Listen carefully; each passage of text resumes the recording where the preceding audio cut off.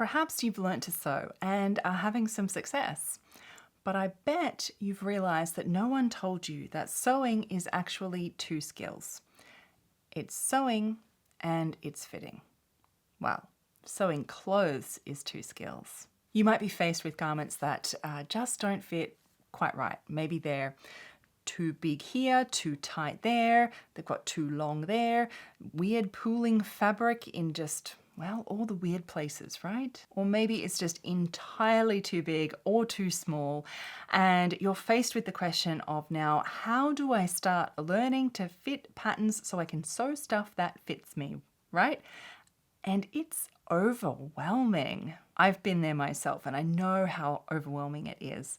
So in this video, I want to help give you direction so you can figure out where you are in your skill level, to figure out how to tackle fitting now and in the future as your skills grow. Because fitting is just like sewing. You don't start sewing a bridal gown straight up. You sew something simple and you keep building, and fitting is no different. Sewing friends, welcome back. It is wonderful to have you here. Now, long-time watchers will know that we've been talking a lot about fit and size and customization a lot lately. And if you're brand new here, well, I have a special treat because I've got lots of videos that I've already made for you.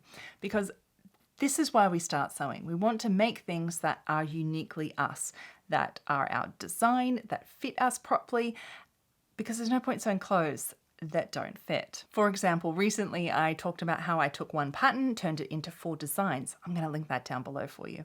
And also recently I made a video about the 5 different ways to create your own patterns, because that is essentially what we're doing here. Is we are going to take a pattern we've got and we're fitting it. So we're changing it, we're customizing it, we're making it our own.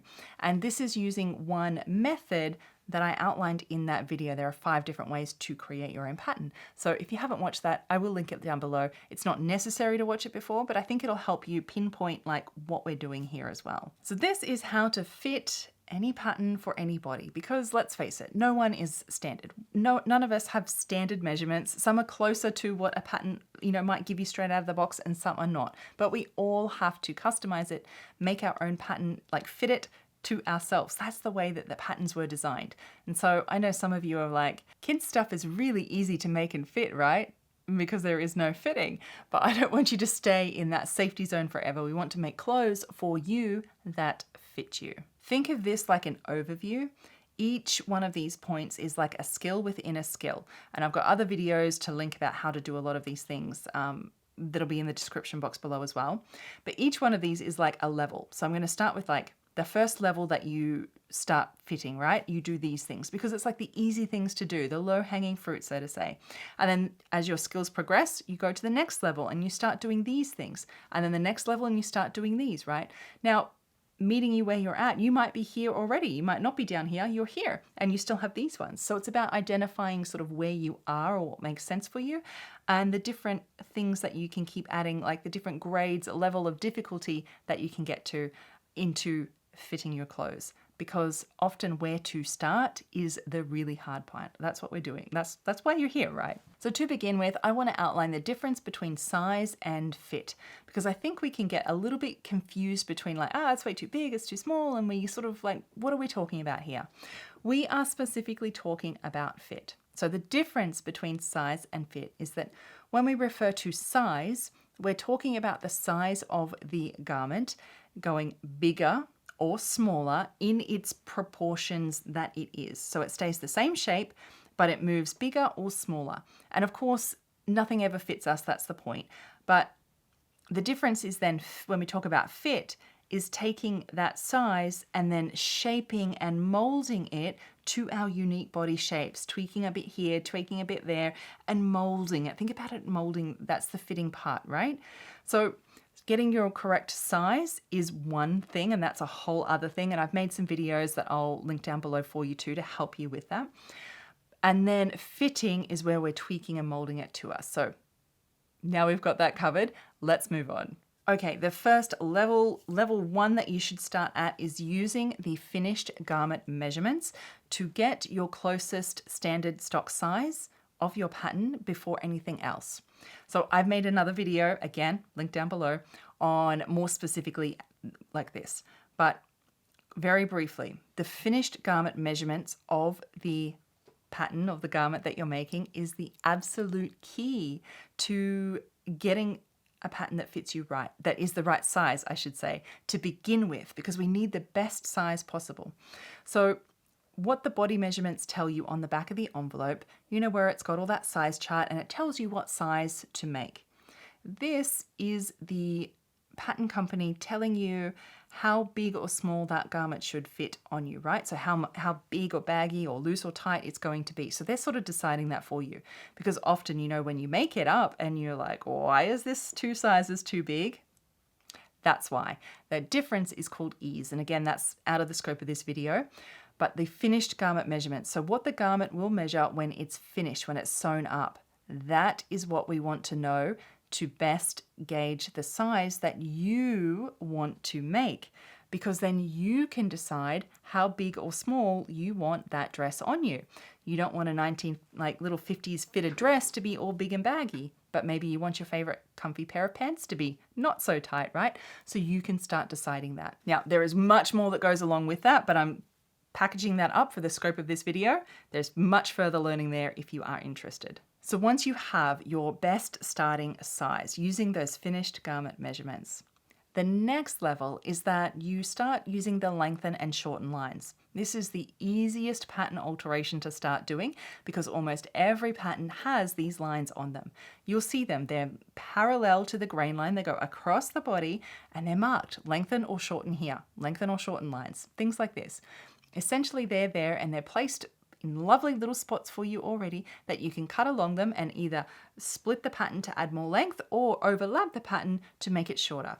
This is really helpful when you have a, say, shoulder to bust length and your bust point is way lower than, say, the pattern is, or higher, or your waist length is either higher or lower than where the pattern is. So you can add length in to get a better fit straight away. And that's really easy because all you have to do is cut along the line, slash it open, keep that gap even between it, and like easy. It's the easiest pattern alteration to start doing to get your fit. That is all for the lengths. Of course, we need to get to the good stuff. So the next level now, getting garments that fit, is blending 2 sizes together. So this is where on your big multi-size pattern where you've got all the messy nest of sizes there, comes in handy for this reason, is because then you can blend, say, you know, a size 10 at the bust to a size 8 at the waist and about to a size 12 at the hips, right? Speaking for a friend. And so we can blend those sizes on that pattern to get more accurately our shape. This is where we really start shaping it because we're changing, right? We're blending 2 sizes, but we're shaping it. So you get the one in the middle that's the best starting size, and then you make the hips bigger, make the bust smaller, whatever it is from there. So think about it as your starting size, and then you can start blending them together to create more shape into that garment to get your particular body measurements. Of course, there's like a whole how-to process and everything that is out of the scope of this video for today, but let me know if it's something you want to learn more about. Now we're getting to the really juicy stuff. So now you want to start with your base size and we start making adjustments from here. Because maybe just blending 2 sizes together is good, but it doesn't really cut it. When you've done that once or twice, you realize you're ready for the next step. So it's really key that you get your best starting size, your closest size, that middle ground, and then we make alterations from there. And this includes things like your full bust adjustment, your small bust adjustment, your sway back, your broad shoulder, your all of these different adjustments. I know you've heard all these terms before, and doing these different micro adjustments to the pattern. Now, don't get overwhelmed because I know there's a lot to do. Don't think that you have to do everything all at once. I suggest that you just do one. You tackle one fit issue and you do one thing. My biggest tip here is that we often hear all these terms on the internet that are FBA, small but FBAs, SBA, sway back, broad shoulder, and then we think which one is the thing that's going to fix my problem. The thing is, it's never usually just one thing that we need to do. I'm going to take you back to the very beginning of this video where we talked about Fitting, think about it like molding and shaping that 3D garment. When you go into a professional dressmaking fitting, and I never did just one thing on any client that I ever saw, and or myself. You do a little bit here, take up a little bit there, take in a little bit from here. Oh, there's some from here. I'm going to add some over here and tweak that and tweak this. It is always, usually, a bunch of micro adjustments that are needed to achieve the correct fit for the whole garment. So what I'm suggesting here is that rather when you first get to this stage, you pick just one to start with and do just that one. For example, maybe it's a full bust adjustment and you focus just on the bust and you do that one adjustment. You make a toile, a mock-up to help you know whether you're doing the right thing, and then you go from there. Because if you make too many changes altogether, you don't know what worked and what didn't when it changes. Which was it? Was it the sway back that you added? Was it the more fabric over here? And so don't get caught in the names and thinking that just the FBA is that one and done thing. There are many variations and versions to do of it. I don't want to confuse you too much, but don't get set into like, this is the one thing I need to do. Think about it as you're always tweaking, molding, shaping a bit here, a bit there, a little bit here, a little bit there, and there's always different unique ways to do it. So I just want to make sure that your mind is kept open and don't think I need to do just that one specific alteration to my pattern at this point. When you have done this a few times, you're ready for the next level. And that is that each time that you do this, you can add more and more different alterations to that same pattern. So you can do the FBA and the shoulder adjustment at the same time. And just you're more confident at doing these because you've done them before. So you can add more and more and layer. And it's just really, there's no end point at this point. So you'll always be here in this zone forever fitting garments, because that is sort of the end is always every garment needs to be fitted, but it's just that you get better and better at it. So you get your best starting size, and then you know kind of already often what kind of tweaks you usually need to do to address your fitting issues usually. And so it becomes easier and easier the more that you do it. But definitely you don't jump in here, because we often do. We jump to this level and think, okay, I've got my pattern, I've got to do all these alterations, and I don't know how, what, I don't even know what flow through is or stitch lines and marking. So you've got to start here, and then you go to start here and then go up these different levels, and it becomes easier and easier if you just tackle it in sort of the easiest things to do first, and then the next easy, and the next and the next and the next. How do you not make hideous mistakes during this process? Well, I briefly touched about it before, and that is where you make your toile, your mock-up, your prototype, your test piece. I know you've heard these terms before. I've made videos about them as well, all linked down below. It is a mock-up is the most accurate description. So you can make adjustments to your pattern, say do that FBA, do that shoulder adjustment. You make it up in I really like thrifted bedsheet material because it's really cheap, recycling stuff, and it's good. You just make a shell, just a basic outside shell of it to test it, to see if it fits, because you don't want to find out that you need to add more fabric or take away less fabric, that it didn't work on your lovely expensive fashion fabric that you bought. We don't want that. So that is where and why you have toiles and mock-ups. That's their point, that's their purpose. And that is how you save yourself from horrendous disasters that just leave you like hating sewing and wanting to throw it in the garbage because you've wasted all that time, money, energy. No.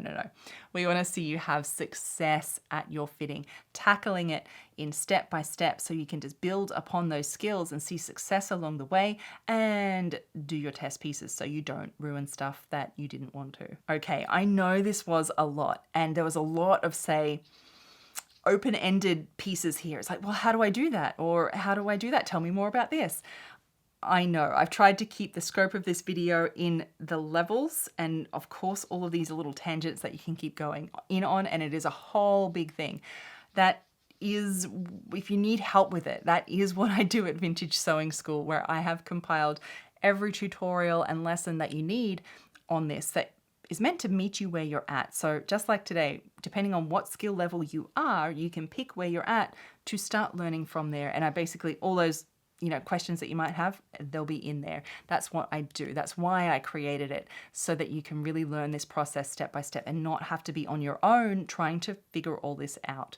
So Vintage Sewing School is not about vintage sewing. It's not vintage fashion. It's not any of that. It's about vintage sewing in a way of the skills that are required, because none of this is pattern dependent, and I don't give you any patterns at Vintage Sewing School. That's the point. I teach you skills to use on your own patterns. Skills like the pattern foundations of how to alter patterns so you can do anything, right? You can do your FBA, your sway back, and all of those are in a big library, so you can just pick what you need as you need it. You don't have to learn all the other stuff. So I would love to help you on that journey if you are there. I'm going to leave some links down below. Otherwise, remember, there are so many videos I've made already on fitting that will really help you. They're all linked in the description box, so please go there. And I'd love to hear down below, what are your main fit issues and what level do you think you're at? Leave me a comment because I'd love to discuss that further. Until next time, my sewing friends, happy sewing and happy fitting. Bye.